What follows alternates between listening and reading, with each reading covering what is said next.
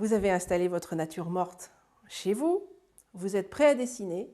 Maintenant, il s'agit de calculer sa composition, c'est-à-dire, en fonction de la nature morte que je vous ai proposée là, de prendre vos mesures de telle sorte, d'abord, de définir, la première chose à faire, c'est de définir quel espace vous entendez représenter. Est-ce que vous allez cadrer en plan très serré sur les objets?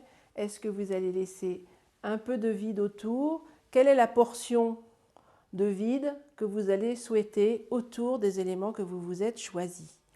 Alors, de cette décision viendra la décision de travailler sur un dessin de forme rectangulaire, verticale ou horizontale, ou carré. Alors, la première chose à faire, une fois que vous avez décidé mentalement de votre désir de cadrage de la nature morte, vous allez le mesurer. Pour le mesurer, vous prenez une petite baguette comme ceci. Ça, c'est une brochette, hein, c'est pas compliqué. Et vous allez tendre votre bras pour pouvoir prendre vos mesures, vos dimensions.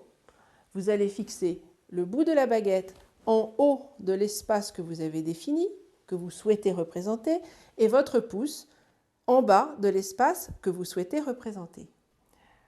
Vous allez mesurer la hauteur. Alors, moi, je laisse un petit peu d'espace au-dessus de l'objet rouge, et puis je vais descendre mon pouce pour ne pas arrêter trop près du bas des feuilles des pommes. Donc voilà. Je vais donc avoir ceci comme hauteur. Quand je vais reporter dans l'autre sens ma dimension, je vais mettre le bout de ma baguette à gauche un petit peu, laisser un peu d'espace par rapport, parce que là ça serait trop serré par rapport au seau, là ça serait un peu trop loin, donc ici ça me paraît bien. Alors mon pouce étant ici, j'ai assez pour représenter mes pommes. Mais quand même, je trouve, moi personnellement par goût, je trouve quand même que c'est cadré un peu serré. Moi je leur donnerai un tout petit peu plus d'espace et j'arrêterai mon dessin ici. Voilà.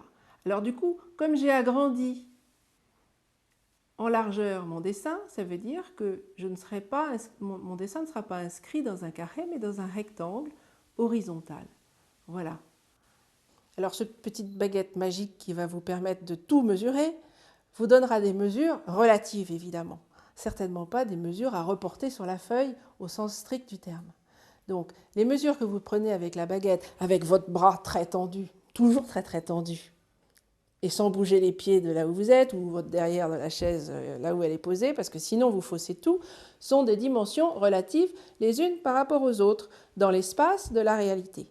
Ce ne sont pas ces dimensions-là, et en aucun cas ces dimensions-là, que vous pouvez espérer reporter comme ça. Voilà. Parce que sinon, en faisant comme ça, vous allez mesurer le pont du Gard, et puis le pont du Gard, vous aurez du mal quand même à le reporter sur la feuille. Voilà, c'est aussi bête que ça.